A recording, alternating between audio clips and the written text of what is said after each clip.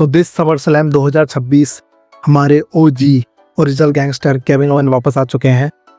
So as this forgotten beast is also back to the track and particularly बात करें बाकी matches के बारे में, शील्ड के बारे में, द रूलर के बारे में, भाई साहब ये कैसा रहा समर स्लैम उसके बारे में रिव्यू करने वाले हैं.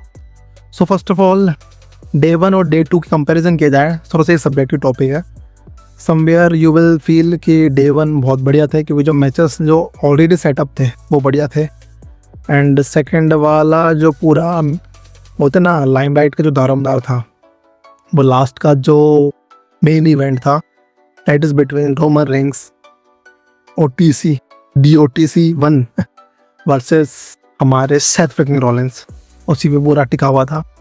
बट जब कुछ जो सरप्राइजिंग इवेंट जो सेकंड नाइट में हमें सारे प्रेजेंट किए गए हैं उसने उस पर्टिकुलर इवेंट को थोड़ा सा और एलिवेट कर दिया था एंड उन सभी बारे में बात करेंगे.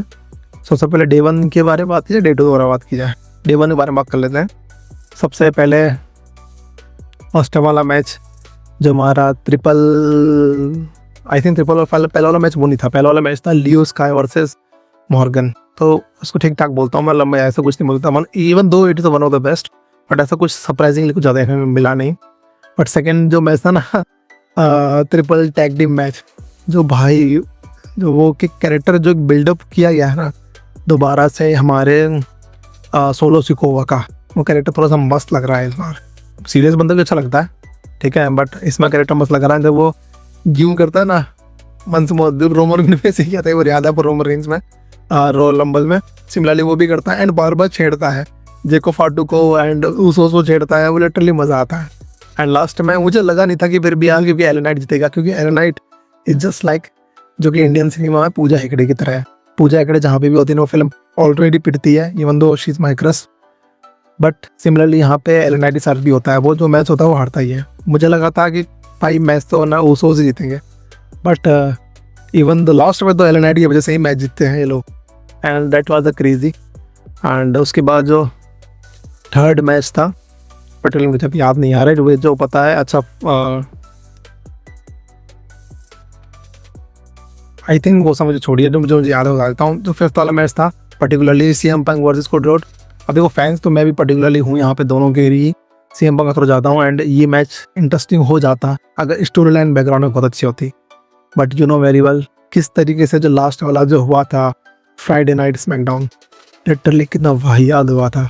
जिस तरीके से स्टोरी दिखाई गई है ओवर एक्टिंग कर रहे, कुछ भी लाइन नहीं हो रहा था.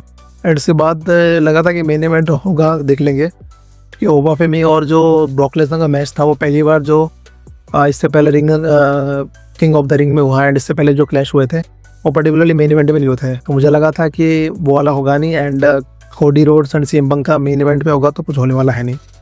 बट ऐसा नहीं हुआ. इसके अंदर पर्टिकुलरली सरप्राइज मूवमेंट ये था कि पहले से लोगों को न्यूज़ मिल चुकी थी कि केविन ओवन आने वाले हैं या फिर रैंडी ऑर्टन आने वाले हैं. सो रैंडी ऑर्टन कहते थे family, this was the only point.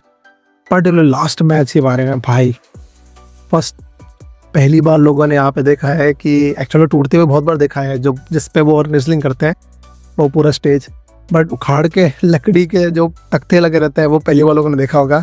जो कि हमारे लास्ट में ब्रॉक लेसनर भैया ने ये भी राज खोल दिया है.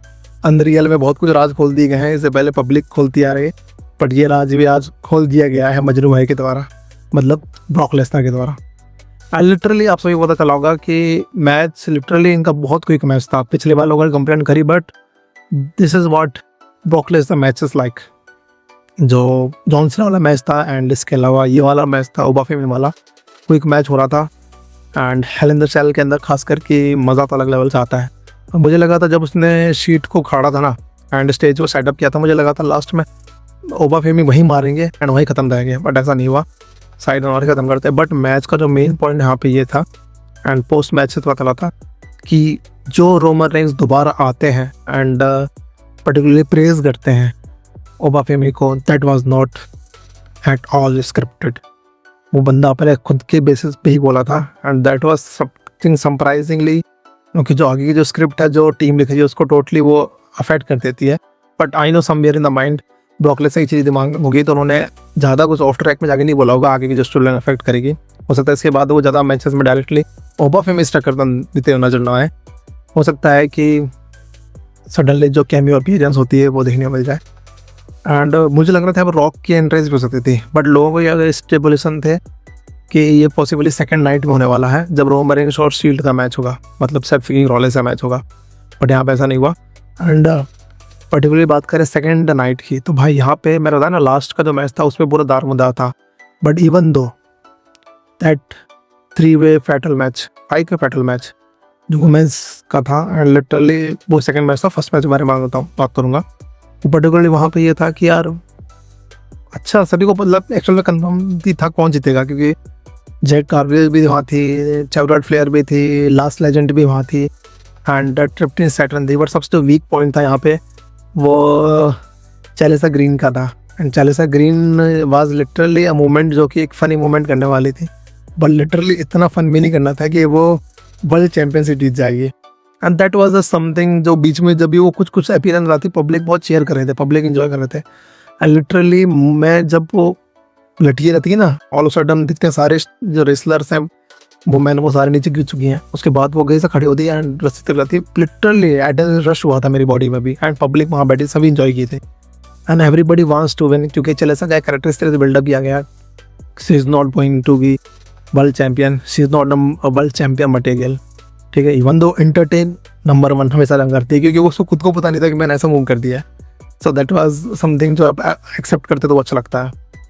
एंड जब सबसे फर्स्ट इवेंट हुआ था मुझे लगा था यार क्या ठंडा मैच है, who wants to see match between Sami Zayn and one more boy that Finn Balor. Finn Balor को पसंद करते लोग, सेवी जेन की यार वो कुछ हाई फाई थे मूव्स रखते हैं तो मुझे पसंद नहीं आता, and he called himself honest boy, but I don't know.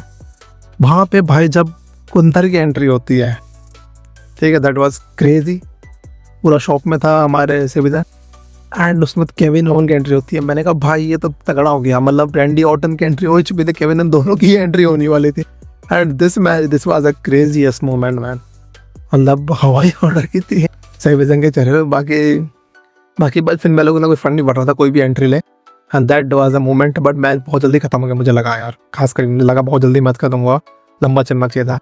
And उसके बाद तीसरा पेंटा वाला मैच था, that was totally in on basis पे, बट वहाँ पे मैं चाहता था कि थोड़ा बहुत हाई फाई मूव ज़्यादा होता, ज़्यादा बेटर होता, but it was emotional setup. And